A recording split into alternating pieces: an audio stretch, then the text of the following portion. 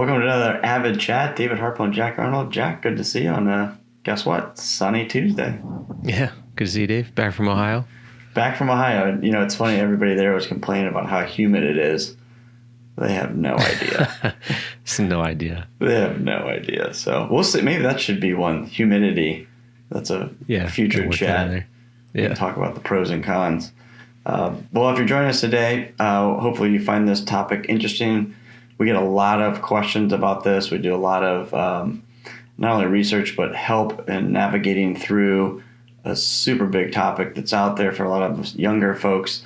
And that is, how do I pay off student loans? And Jack's got some really good insight today on some techniques, but also some statistics behind that and some things to keep in mind. So where should we start? Well, student loans is a big topic. Comes up a lot. It's kind of given the power of all kinds of, this is the reason people aren't buying homes. This is the reason why people can't move on with their lives, any number of things. It's a huge story. You hear it all the time. Yeah. So we just wanted to talk about some, I guess, more mechanical, tactical ways of paying off student loans. I'm not going to get into specifics on some of this stuff, only because this would be very dry and boring. But I will give you overview. If somebody's watching this, you can go and Google some of the specific things, because it does depend on, as always, your individual situation. So I'll just do like a high level overview of what you can use usually, and then ways that people have used some of the techniques in the past and we've talked to before, and ways that they use them. And then at the end, get into a little bit more of context around some of these things. So that's what we'll do. All right. So let's start it off. Let's assume I have some student loan debt. What typically are my options to paying those things off? Well, so you have two different kinds of student loans. You're going to have your federal student loans, and then you have private loans. Usually, and just from personal experience, a lot of times you won't have big federal loan balances necessarily, because a lot of times those are more needs-based. So depending on your personal situation, I have a daughter in college, she got some loans, but they were unsubsidized. So depending on your situation, when you fill out a FAFSA, which is just a financial aid application that you have to fill out every year, and it really depends on a number of factors, your income, assets, things like that. They determine this is how much you're eligible for. It could be zero. It could be some amount of unsubsidized loans, meaning you pay the full interest rate. It could be some amount of subsidized loans, which some of the interest rate is paid, is kind of subsidized. It's a lower interest rate loan. Is usually how it works. Then there's grants, but those things aren't loans. Those are just money from the government. Those are grants you don't have to pay back, and any number of things. Obviously, these are government programs, so they have a million acronyms and tons of. I wouldn't say that it's simple in terms of how the programs work. But we're going to talk about that in a second, because sometimes I think it's overly complicated, and it's a little bit more. It's kind of like your taxes. Sometimes people feel like, oh, taxes are so complicated, but really, they're not super complicated once you get to know them a little bit. So those are the kinds of loans you can have. Now, when you come out, there's not a lot of options for private loans. You pretty much just have to pay them off. So you can't get like the income-based repayment, things like that. But with federal student loans, there are a few programs that people have used to pay them off. So there's a number of what they call income-based repayment plans, depending on your personal situation. Some of them have different requirements for how much you can make, what they consider discretionary income, how long you have to pay it for. But the general sense is this: they're going to give you some amount that you have to pay based on your income, and what they determine is your discretionary income is what they'll base it off of. That's what your payment will be based off of. If you use an income-based repayment plan, which you're going to need to apply for every year, so it's not like a one and done. You do it once and that's that. You redo it every year. They'll give you a payment that you have to make, depending on the program. As long as you pay that on time and you stay within the income-based repayment, after 20 or 25 years, depending on the program, they will forgive the remainder of the balance. Now, whatever they forgive is taxed as income, so you got to keep that in mind. And it is 20 years or 25 years, so you have to keep that in mind. And it is income-based. So a frequent technique that I've seen people use is you can one, if you're not making enough money to pay the loans, clearly you're going to have to do some kind of income-based repayment. You just can't pay the total. It's too expensive. Right, to pay for but what I've seen people do is, if you get married, normally it's based on your combined income is what your income-based repayment will be based off of. But sometimes people will file separately, so they'll do married filing separately, which means, like for instance, one spouse works, the other one doesn't, or something along those lines, where one's income is much lower. Maybe hopefully the one with the student loans has a much, much lower income, if any income at all, and that's what their payment would be based off of. You can lower your payment quite a bit. You can kind of finagle it so that 20 years, 25 years hence, you wipe the thing clean. It's kind of the strategy, I guess you would say. Right. Now, there's a few problems with that. One, you don't want to like artificially suppress your salary, just to kind of stick it to the man more or less and not pay him off. Like, that's silly. Like, you obviously making more money would be, mostly the goal. If I can earn more money, I can pay the loans back. Well, yeah, that's part of the reason why most people actually go to college, like get a degree and have a loan, is the anticipation of making more, which I know we'll talk about, but. And I get things change. You go to school and you come out and maybe you work for a while, and then who knows? It could be any number of reasons why your income goes down, or it's hard to really say. So there can be situations where it's, this is just a situation and it makes sense. The problem with, married and filing separately is, it's like the IRS always knows it's shenanigans. So they make it, you lose all your deductions very quickly. Right. There's tons of negative effects to filing separately that a lot of times will offset whatever you think you're gaining by filing that way. So you'd have to consider, what am I losing by filing separately versus what am I gaining in terms of, maybe reduced payment on my loans.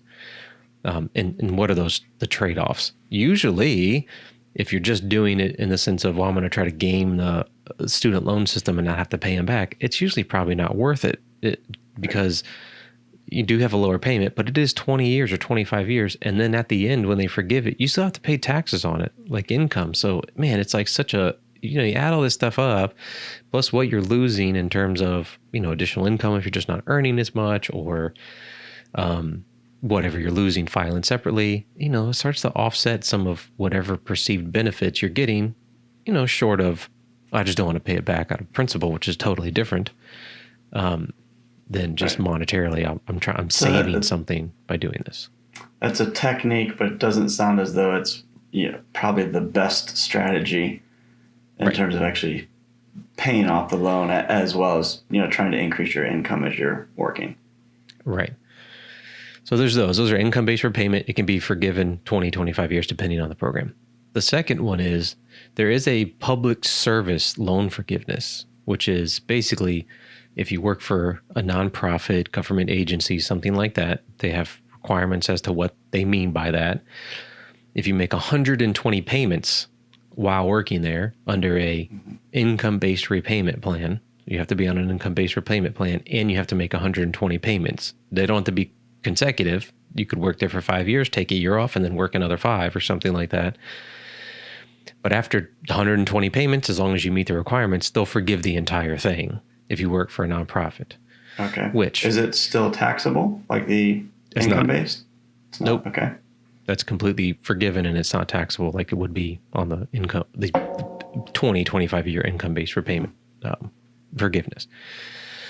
So there are a few situations where it would be one of these things where your circumstances match up well with the program. You wouldn't want to match your circumstances to the program. What I mean is, you don't want to go work for a nonprofit, perhaps making less money just so you can forgive your loans in 10 years. Like, that would be silly. But, the reverse would be true. So, as an example, my father he's a research scientist. He worked for he's worked for government agencies his entire career. He's a marine biologist. He would have graduate students, people come into his office, and they don't make a ton when they first get out. Most of them had graduate PhDs, like they're working in science. Yeah. They don't make a ton coming out of college, and they're working for a government agency just because most of the time in those types of roles, that's what you start out with. those are the kinds of people where the circumstances just match up with the program. I have a lot of schooling. I'm a marine biologist. Most of the jobs available are government jobs, nonprofit jobs. Well, let me just make sure I'm on my P's and Q's and I'm going to work here for a while. I can get this forgiven. That would work. Also, like if you're a doctor, let's say. So a lot of times when you come out of med school, you go into residency and that's a few years. They don't make a ton of money usually. Maybe even then you go into some fellowship or something. Like you could be in that kind of position where you're really not making a ton of money for a while and just put yourself on income-based repayment. I don't know that there's a ton of nonprofit hospitals left around, but that would be one of those things where you would say, oh, I work for a nonprofit healthcare organization and let me keep track and make sure that I'm keeping track of these payments I'm making under this program. So, and that's just a couple. I'm sure I could think of more. Somebody listening could think of more, but those are kinds of situations where your circumstances match the program. You're not going out looking for a nonprofit job just so you can not pay your student loans and making half as much as you could in the private sector, which again would be silly. Yeah. And it doesn't seem like the mental state of someone that goes to work for a nonprofit would also be the same person that wants to avoid paying back student debt. At least to me, it doesn't. So I get what you're saying. It might just work out that those two things match. Right. And then it's a benefit to you. Correct. Like a lot of times, anytime you get these, this goes for so many things. Anytime you have some kind of government program that is naturally complicated because it's full of bureaucracy, that's just how these things are. There's always these ancillary services that get built up around them to try to convince you that they can work the complication out to your favor. Most of the time, a lot of the times, the cost of working through that complication is not worth the hassle. And many times, the simple way to do it is the better way to do it in the long run. Like student loans would be a good example. Unfortunately, chances are just pay the things off. That's almost your best bet. They're just loans. Now, you can talk about what's the best way to pay this chunk of money that I owe back, whether that's, we've had videos about refining your house and all these different things that you can do. That's a real conversation to have, but it's a loan like any other loan. And it has an interest rate and it has a term and it's installments. It's not some powerful super loan just because you call it student loans. It's just a loan. Right. So with that said, I was going to go over just to give you some context, some numbers on average loans and things like that. So are you ready for those? I feel like I should be sitting down with that. What's that? I feel like I should be sitting down with that preface. Yeah. So going to give you some numbers. So I'll just run through some of these with you. So the first thing is, then these are I got these from NerdWallet. They took this from the Institute for College Access and Success. So they just kind of summarize these numbers.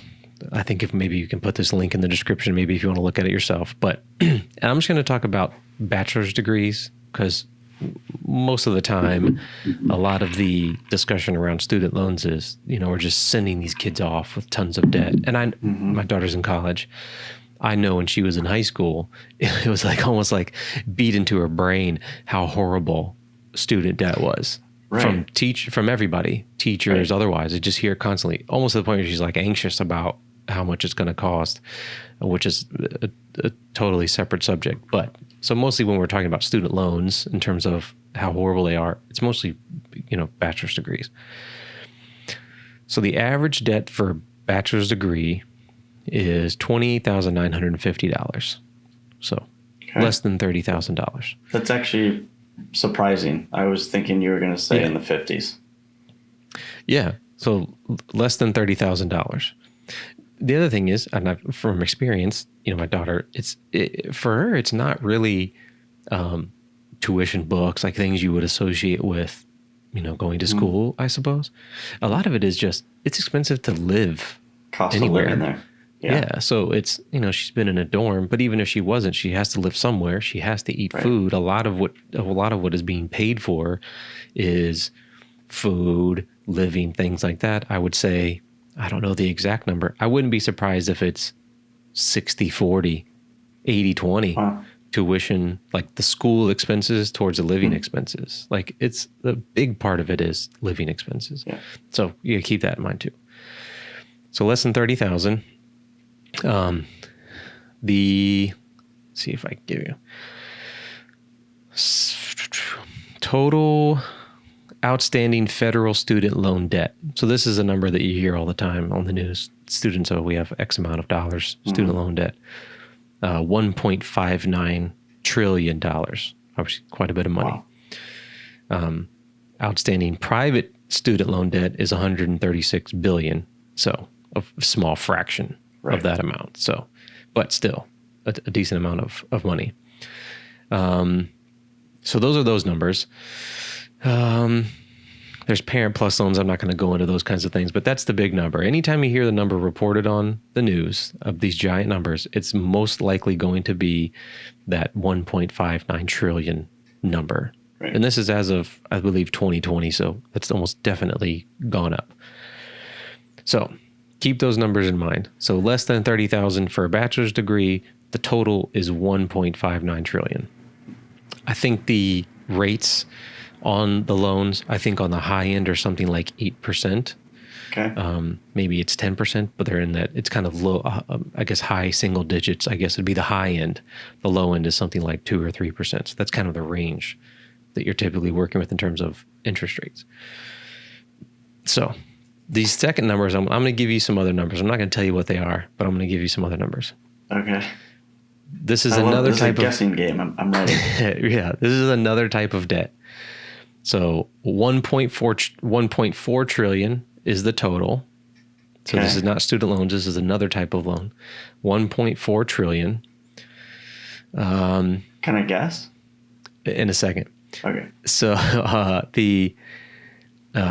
on average, the borrow is $34,635. So almost $35,000. You're going to figure this out in a second. The average term is 70 months. 8% of outstanding debt is 90 days late. The average rate is 9.4%. Are we talking about car loans? Auto loans? Yes. Auto loans. Yes. So the average, if I heard you right, the average balance of an auto loan is actually more than the student loan average, yes. Right? Correct. That's right. Wow. So, yes, student loans, it's a lot of money. Obviously, you're taking out a lot of money. We can have conversations all day about going to college. Should it cost that much? What are you getting for your money? All of those things are very true. Those are good discussions to have. But we don't have auto loan forgiveness in the pipe. Nobody talks about it, but it's the same. It's more on average. Right. Most people would say, obviously, you need most places, you need a car to get around. So that obviously it's some type of necessity. Is $35,000 a necessity? I don't really know. You can make the case for quite a bit less if it's just necessity. More people take them out. They're more past due. Not to mention, student loans have all kinds of programs to help you pay them off. Right. The interest can be tax deductible. They have the forgiveness is possible. Not to mention, if you just say some high school completed, some college, master's degree, on and on and on. Every level up you go in terms of completion, you make more money and you have a lower unemployment rate. It's been like that for decades. Right. You could make the argument it's the kind of person that would go to college, blah, blah, blah. You could make the case that, we're so worried about credentialism and half these jobs people get don't even need a college degree. All of those things might be true, but it doesn't matter though. The fact is, if you go to college and finish, you make more money over your life on average. It's about as straightforward as an investment as you can make. If you go to college and you graduate and you get a job, you make more money. It's pretty straightforward. Over your entire life, you make more money. So it's hard to say that it's not a good investment. We can argue all day about how much should it cost, blah, blah, blah. But everybody knows that if you buy a $35,000 car in 5 years, it's worth half of that, if not less, and you just got to buy a new one. So, the takeaway here could just be, if you're, let's say you're in your older years and you have maybe a kid like you, you're not that old and you have your daughter's in college already, but you have somebody leading up to college. One thing that comes to mind is, don't give like a negative stigmatism about having student loan debt. It's actually maybe setting up for some bad psychological mojo for them maybe not wanting to go to college, which it's going to be way easier for them to go out and get a car than 4 or 5 years of college. So I would think that would be one thing. If you're younger and listening to this, same principle. It sounds as though student loan debt it could possibly be the best debt you could owe, because you've invested in yourself, and you yourself have the highest ability to earn a living. So yes, seems pretty valuable. And then the last thing I would say is, if you've gone through school, you do have some debt, know what your options are, how to pay them back, but don't give it its own pedestal. If you have student loan debt, $30,000, let's use your numbers, $30,000 in student loan debt and $35,000 on a car, and just look at those as two loans. Which one should be paid off first? The blanket statement would be the one at the highest interest rate. It's all debt. You got to pay it back. So yes, it's all debt. The good and bad about the student loan stuff is it's like a credit card in a sense that they will. If you paid your minimum payment on your credit card, like your balance is not going to go down. Never goes away. It's just never going to go away. Student loans have a little bit of that in the sense that, I think it's out of, hey, they're trying to help, like forbearance, for example, or all these things that help you push off the payment can be great. They're trying to, meaning the people that kind of administer loans, you call politicians, whatever, people that put these rules in place, do it out of a sense of we need to give people a chance to pay this stuff back. But if you just pay the minimum, or you're deferring, or all these different things, it's just going to grow. But that's no different than credit card. But if you're in a position and you're working and you want to pay it off, and you want to pay it off in 7 years, you can just use an amortization calculator and figure out what payment would I need to make in order to pay this thing off in 7 years, and let me prioritize and get it paid off. Like you said, it's debt. It's not super debt. It's debt like any other debt. It has an interest rate, and thankfully it has additional benefits, interest being deductible, things like that. So there's lots of things that help you pay it off even faster. But you just have to treat it like it's regular debt, and not treat it like it's some kind of weird, super magic debt that doesn't work like that, because it does. Nobody would blink twice if you went out and got a $40,000 car and said it cost you $600 a month. People would tell you how kick-ass your new car was. Right. So, you just have to treat it like it's regular debt. Now, like I said, there's programs. Sure. If you can do public sector loan forgive, all these different things, sure. Yeah. You match your circumstances to the program that's best for you and take advantage of those things. I think that's probably a good idea. But I just thought it was interesting. There's tons of talk about how horrible student loans are and how expensive it is to go to college and blah, blah, blah, all these different things, when it's about the most straightforward investment in yourself that you can make according to the numbers. And we don't blink twice about somebody buying a $40,000 car that we know will be worth 70% less in 5 or 6 years. That's the average too. I think is what you said. So you can spend a lot more on vehicles too and not be shocked, which is crazy. Exactly. So it's a great takeaway. Yep. Well, great knowledge. I don't know if you have any final thoughts here as we kick this off. That's all I got. If you guys do loans, you can pay them off. I'm super confident in that, and you can definitely do it. We've had people that have paid off a lot more than that in the past, so it's definitely doable. Any other questions? We need resources from us, reach out and let us know. It's a good chat. Thanks for all the info. All right. See ya.